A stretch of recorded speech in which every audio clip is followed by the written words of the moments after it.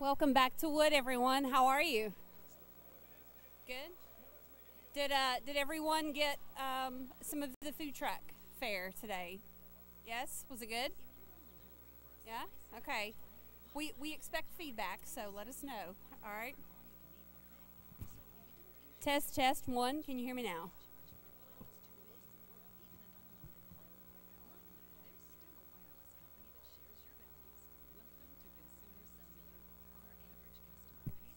Are we on?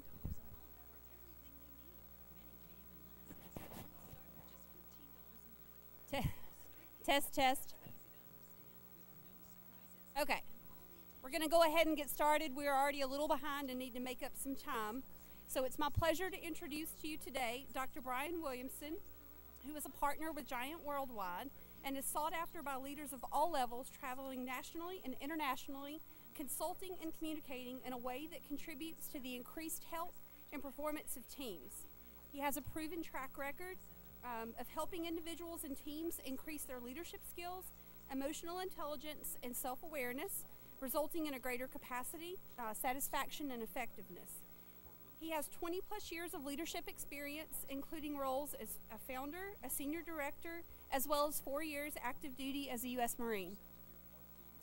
His unique research in the field of positive organizational scholarship will be released next year in his book, Norm Defying Leadership, Science and Stories from Today's Top Performers. Ladies and gentlemen, please help me welcome to the Wood stage, Dr. Williamson. Thanks very much.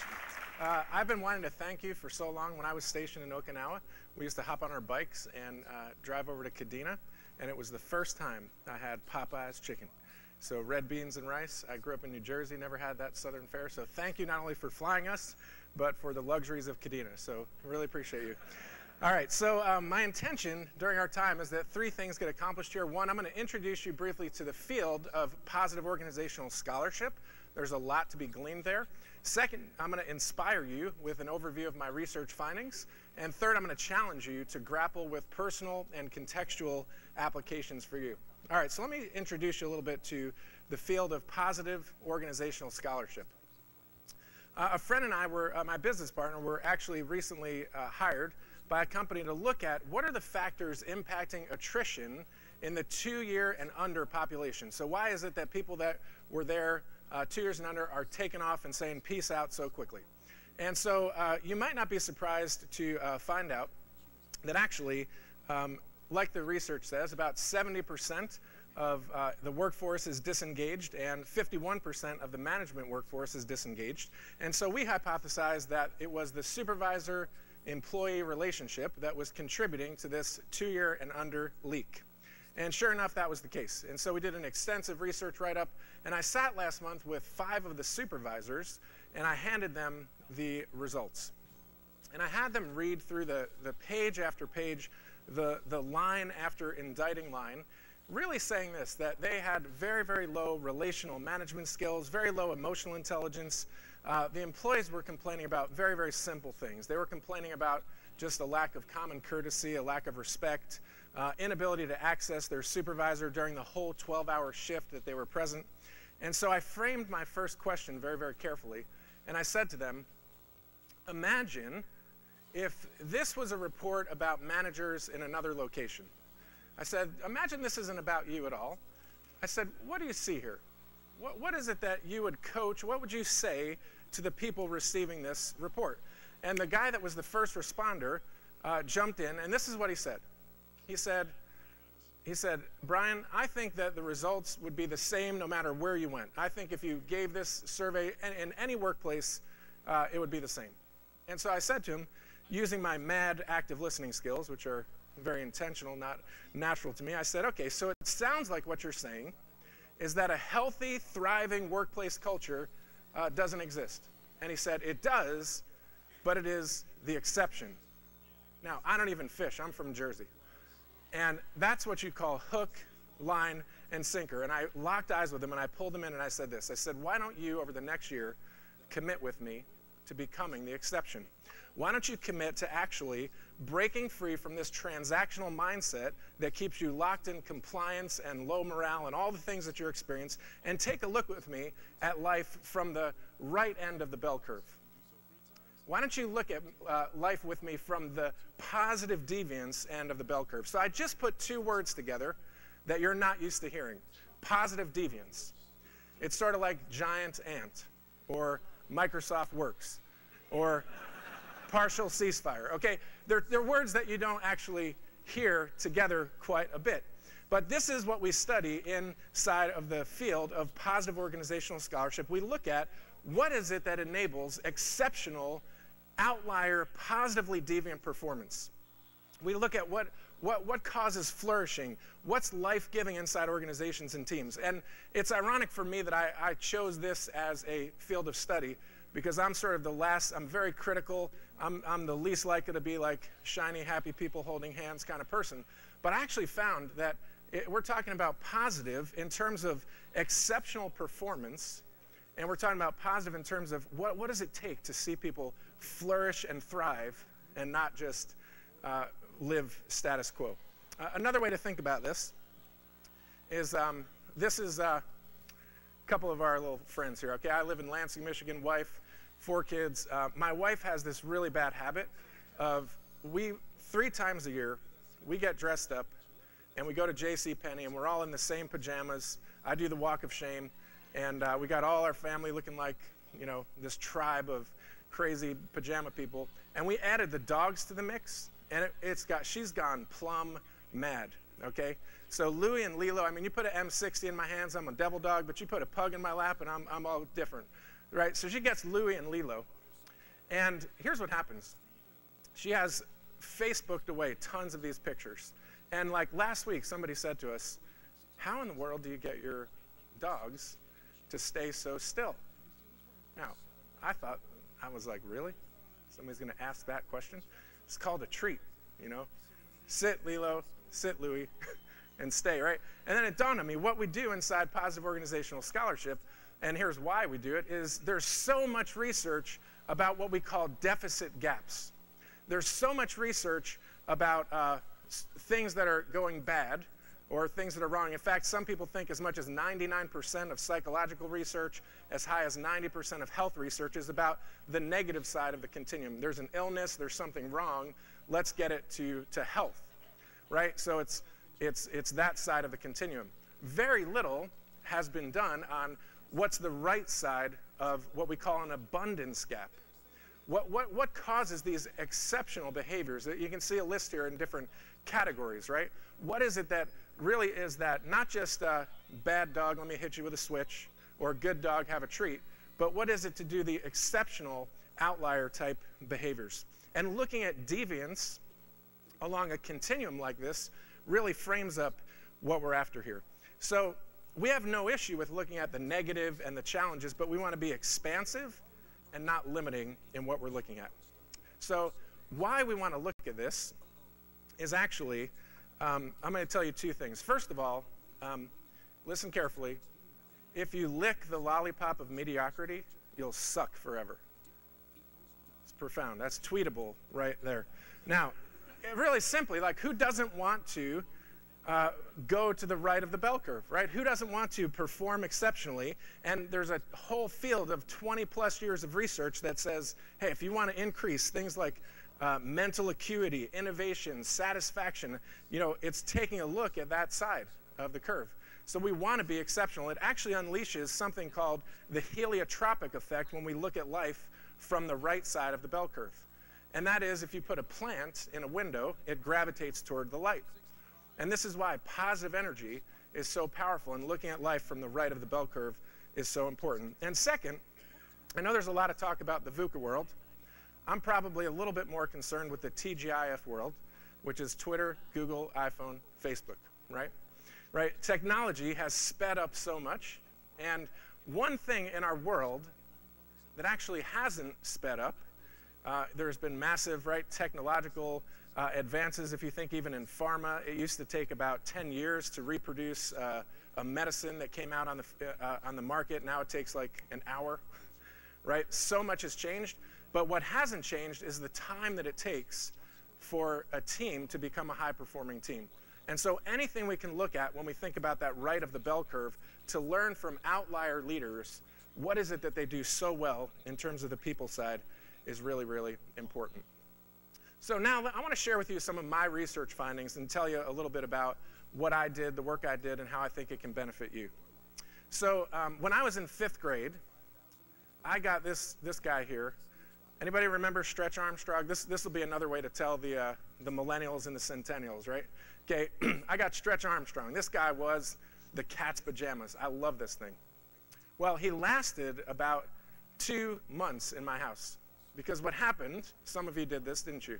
I took an X-Acto knife and I slayed him, sliced him right down the middle, right? And out of the middle of Stretch Armstrong, I have 0 regrets, out of the middle came this red corn syrup liquid stuff, and it was incredible, right? And I love that. I love the idea of, let me gut something. Like, I guess, even though I didn't hunt growing up, and maybe that was the issue, until I was in the Marine Corps, no. But I wanted to gut something and see it pop out. So here's the thing.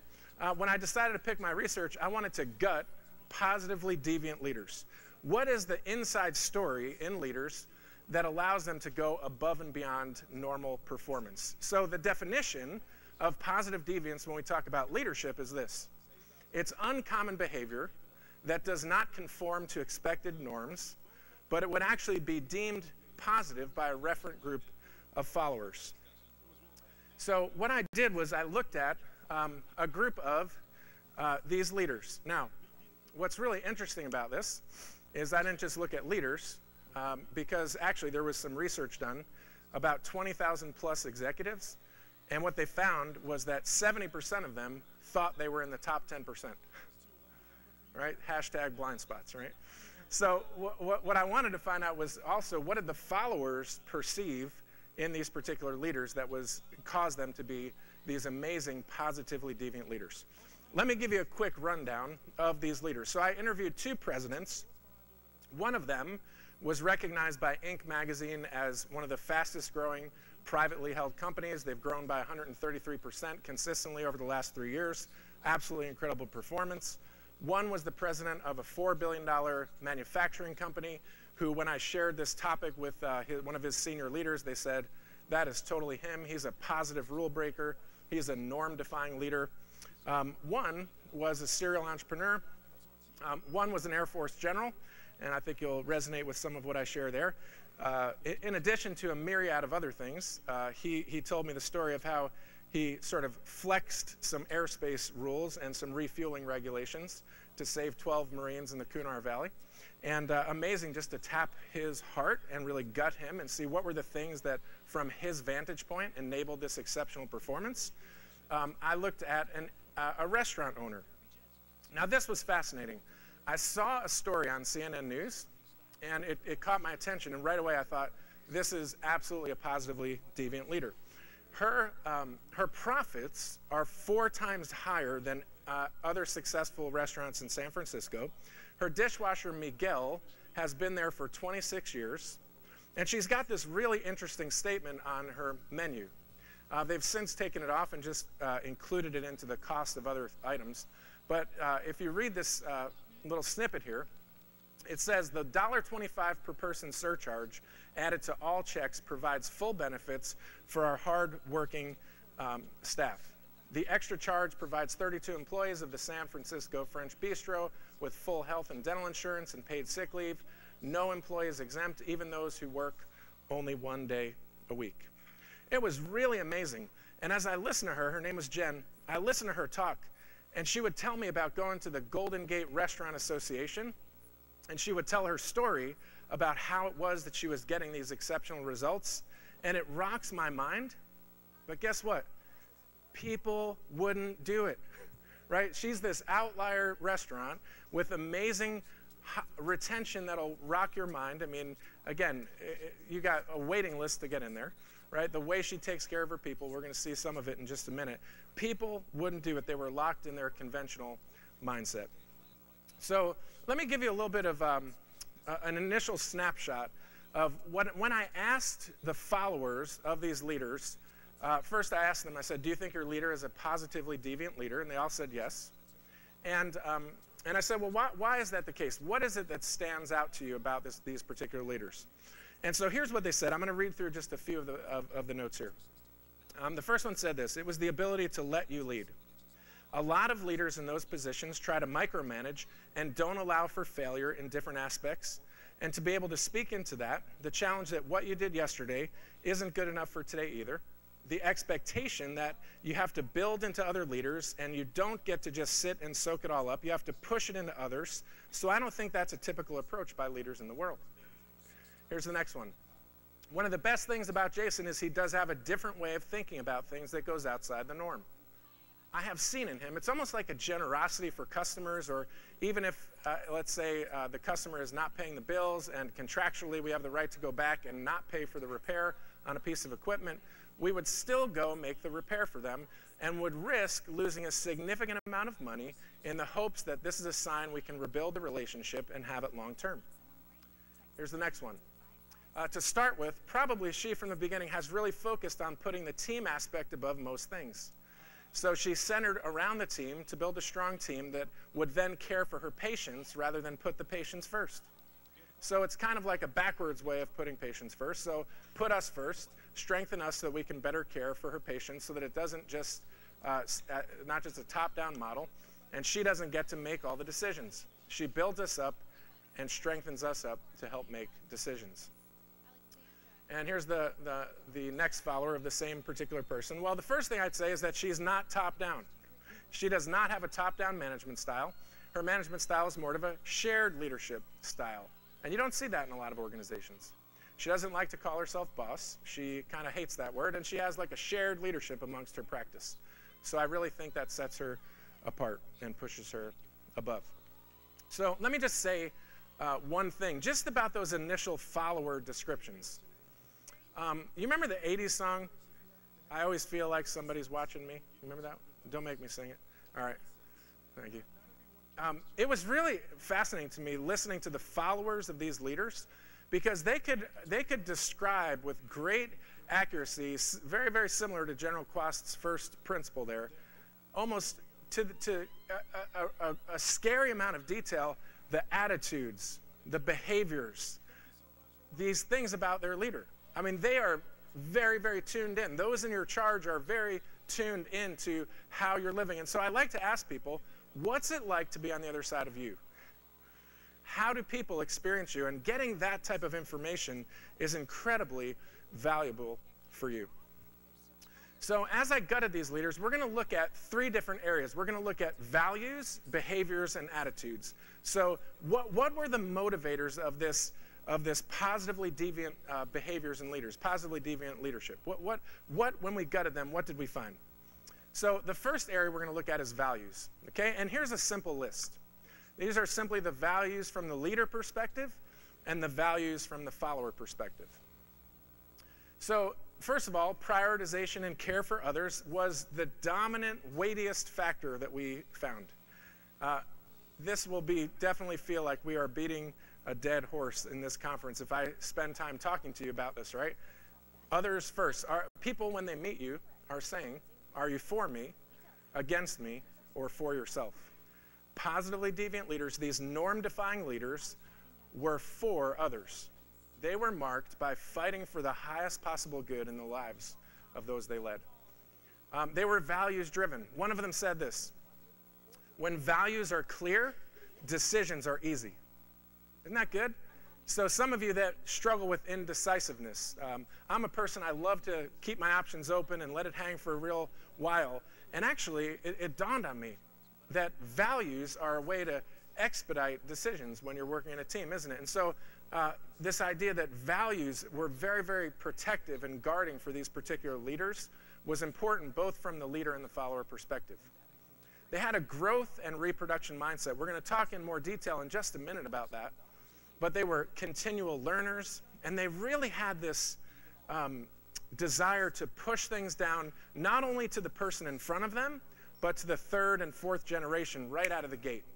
I thought that was fascinating, that they weren't even just thinking about who is this person in front of me and how can I develop them. They were thinking, how can I help this person develop the person that's underneath them? Really powerful. They had a sense of meaning, whether this was religious faith or yoga or early life experiences like General Quast talked about earlier as well. Those things really marked these particular leaders. All of them had a sense of calling about what they were doing. There were things in their lives that marked them that they could anchor back to, and they were anchoring to a greater purpose. They were marked by courageous action. All of them ran toward conflict. It was actually interesting. Some of them would say, boy, it's really energizing for me to run towards conflict. And others of them would say, boy, I feel really vulnerable, but I still run towards conflict. Right? That was a mark of a value of this particular leaders. They had a shared approach to leadership, very obvious. They were actually very collaborative and pushing things down. And this last one I want to comment on. So from the leader's perspective, they saw that one of the keys to their effectiveness was their own emotional intelligence. And there's a lot of research on emotional intelligence. We won't spend a lot of time there, but it certainly was something that they actually understanding their own emotional state, knowing how to connect with the people in front of them, understanding different personalities was very important for the leader as a driver of their behavior. Now, from the follower perspective, they called out integrity in these leaders. And I thought it was actually really important to notice that the leader didn't actually say that integrity was a value. Now notice, I didn't say that they didn't value integrity, but they actually didn't themselves say that that was a value. And I got to thinking about this a little bit, and it reminded me of a gentleman when I took a senior director role. My first week on the job, a guy pulled me aside, and he gave me the arm around the shoulder, and he said, hey, Brian, if you ever need somebody to talk to, you can talk to me, right? And for me, it was like, run, Forrest, run, right?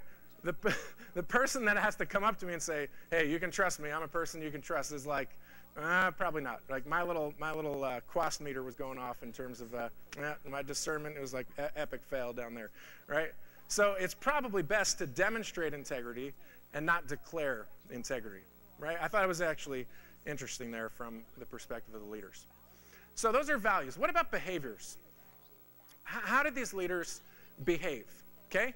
Now, this is actually maybe not going to shock you, but the lists look very similar, right? And so that prioritization and care of others that they said they valued played out in a connection and care for other people, right? Now, I'll talk about that in a second. You go down the list, I won't spend a lot of time. They said growth and reproduction mindset. That played out in how they behaved in terms of the way they interacted with people. From the follower's perspective, commenting on the behavior of the leader, the follower said that leader is learning all the time. There's always some fresh popcorn spewing out of their head about something that they're learning, about something that's actually intriguing them, right? So from the follower perspective, they noticed that growth orientation of the leader. Emotional intelligence plays out here on both sides. So in the behaviors of the leader, the followers said, boy, they really understand how to connect with me well. They understand what motivates me, what's important to me, and they could do that well. The leaders credited creativity a ton, and we'll go into detail in a minute. And the followers actually called out communication and modeling of vision. So let me hit pause now and make a few comments just on the values and behaviors categories of these particular leaders. First of all, there are practiced values and preferred values, right? So there are things that we say that we value. So we might say, I value physical fitness, and if I don't go to the gym in a month, I probably prefer to it's a preferred value. I mean, I would like to do that aspirationally, but I'm not practicing that, right? So positively deviant, norm-defying leaders were very consistent in the values and the behavior sets that were playing out. They were practicing what they preached. They lived integrated lives. There was a congruence between what the leader said he or she valued and what they did. Now, again, for average and low performers, I mean, this is a little bit of a 360 that I did here, right? So I look at average leaders and low-performing leaders. What they say they value and how they behave are not always the same, right? There can be a distinction there. So they actually lived that out. Secondly, when you saw that they valued the prioritization and care of their followers, they actually behaved in a way where they spent time connecting with their people. Now, I fully understand. It used to be that the Harley Davidson was the kind of the American dream. Get out on the highway, you know, do that whole Harley thing. And now somebody said it's sort of like the tire spin is our mantra. It's like life at the speed of blur. So actually taking the time to slow down, to be present with people and give them what's necessary for their development, which is proximity and frequency, it's a gift. And it's a very important gift that these leaders gave to their people. They made sure that they were in proximity and had frequency of connection with their followers. I mean, real simple stuff. I think I thought I had that up there. Real simple things. I'll read real quick here. So one of the ladies said this, the leader. She said, you know, when I arrive to work, I never go straight to the office. I come in, I say hello to everybody individually. I ask about their kids. I ask about their brothers. I know each of them by name, what their life situations are, and if someone's home sick, I'll text them and check on them. I've sent flowers to my employees. If they've been in the hospital, if they've had new kids, I get them gifts. So she said, I just sort of had an awareness of them as people, not just employees. And so what does it look like for you as you launch into 2018 to actually go, how can I provide proximity and frequency to my followers in a transformational way? Finally, here's my last thought, just on the whole values and behaviors categories. Talking about vision from a stage is overrated. I thought it was really interesting that the leaders didn't credit their visionary capacity as something that was a key marker of their, that set them apart for these norm-defying behaviors. The followers did. The followers said, you know what? The way the leader casts vision is really powerful. Now, the way that the leader did it was in two main ways, and this is what the followers said. Number one, they said that the leader lives the vision, that they actually embody the things that they want to call us up to be. And secondly, it was baked into the day in and day out conversations of their lives, right? So it wasn't the sage on the stage, right? It was actually the way they lived the vision and the way they baked it into the day-to-day aspects of their lives. So I want to talk a little bit about some of the values in more detail. So first of all, I want to talk to you about, just for a minute, about the prioritization and care for followers element. And again, it could be the one where you beat the dead horse, where you feel like, here we go again with putting others first. But here's the thing. There was a guy, his name is Subir Chowdhury.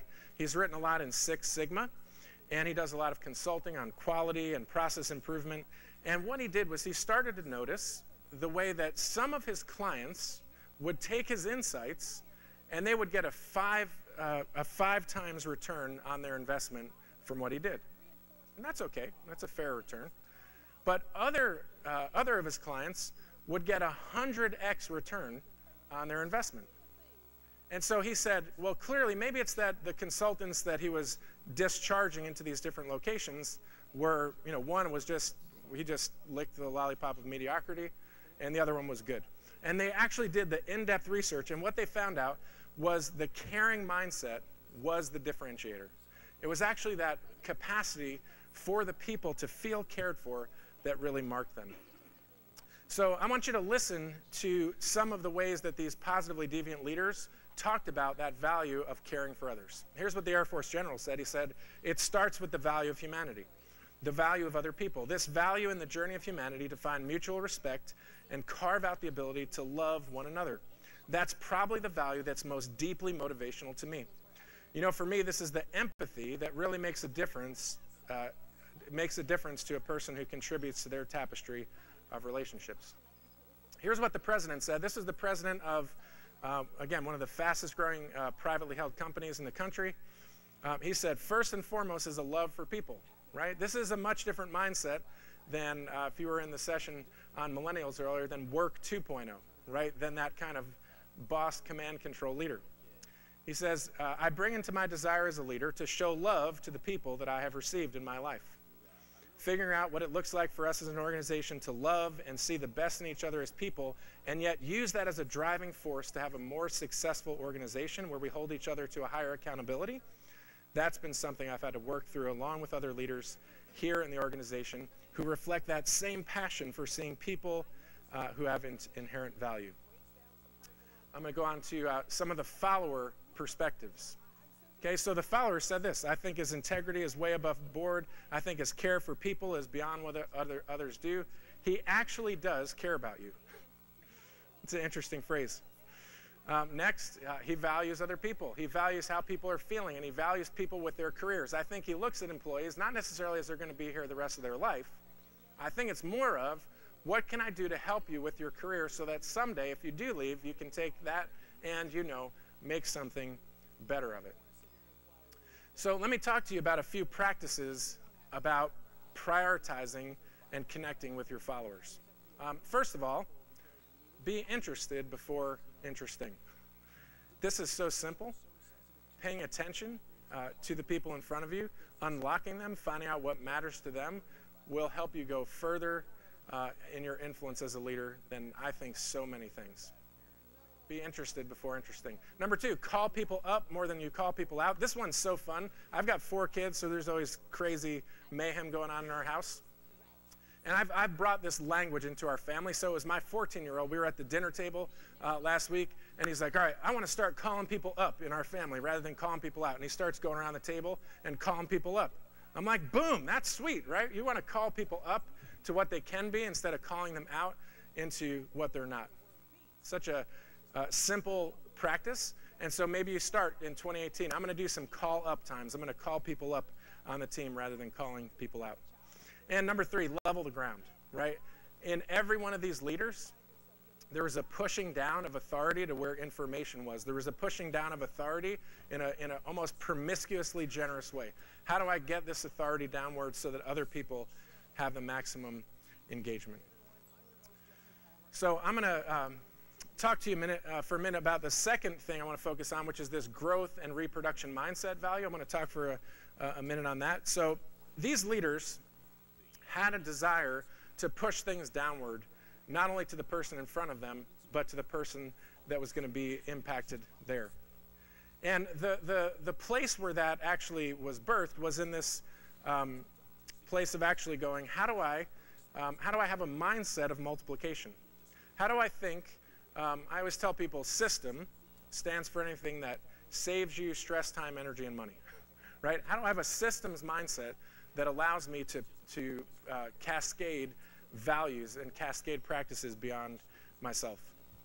So this idea of actually learning, and this idea of actually going, how can I be a person who has something to pass on to others was really important. The Air Force general said this. He said, I have a behavior where I read. Even though I'm not a natural reader, I read a lot, and I read a wide variety, from theologists, sociologists, behavioral scientists, biologists, astrophysicists, futurists, business, military, and I do it because it brings creativity, it brings courage, right?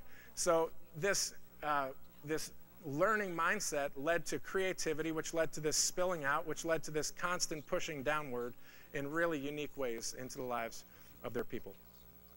Finally, in the last minute, I want to talk to you about the attitudes. What did we see in the attitudes of these leaders that stood out from that normal or negatively deviant leadership model? So from the leader's perspective, they had a positive attitude, right? Shocking. Even if they were very critical, one of the leaders said, I suffer from terminal positivity. I'm always thinking optimistically. I'm always picturing what's the preferred future that actually can be something that I can compel others into. They were marked by humility and an abundance mindset, that resources could be scarce, but resources can also be created. And the same thing again from the followers. They saw positivity, they saw humility, and they saw visionary leadership evidenced in the leader. They saw a courageous mindset, and they saw a graciousness in the leader. I want to give you one final thought, and I want to focus on positivity and positive energy.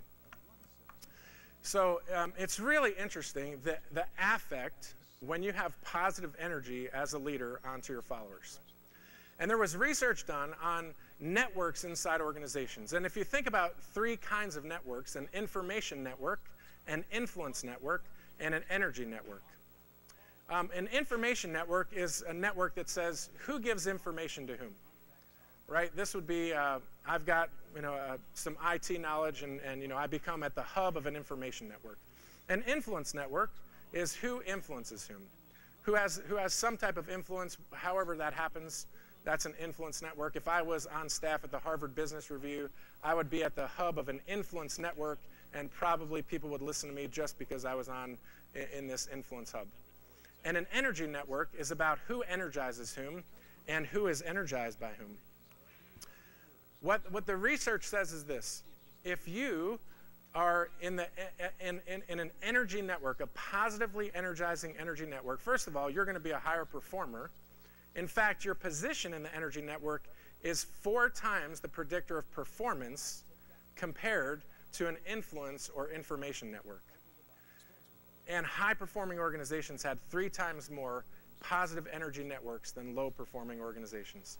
So I think if I were to say one thing as we land our time is, what does it look like if you think about positive, negative, neutral, when you're making contributions to people around you, to cultivate a mindset that says, I'm going to be a life-giving leader, not just a neutral leader, but I'm going to find ways to actually call people up rather than call people out, and be someone who actually applies this into my own space. So top performers spend 1 hour more per week on average reflecting on who they're becoming. So as we land our time, I think that'll be my final thought, is just to say this, is that as you head into 2018, make sure you carve out space to reflect on how you're practicing with consistency these kind of values, behaviors, and attitudes that'll help you achieve extraordinary results. Thanks for your time.